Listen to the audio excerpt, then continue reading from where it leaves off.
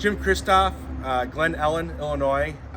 Been a resident here for a while now, and we had a major issue. We had a lot of water rushing in from my neighbors' yards when it rained. So we'd get water rushing underneath the fence, and it would flood this entire area. We had a huge concrete slab right here that would pool water, and honestly, it was disgusting. It was annoying, and it just was inhabitable, if you will. Including with that, we had a major issue over here where we had a ton of water that built up, again, when it rained, and unfortunately our garage suffered because of it.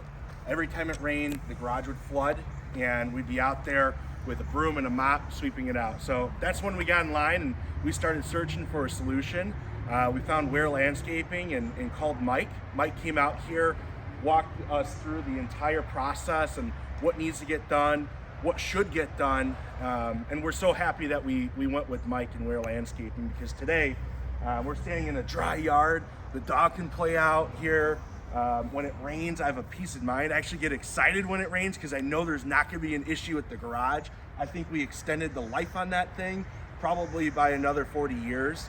And most importantly, my wife is happy. So I can't thank you enough, Ware Landscaping, for the work you did.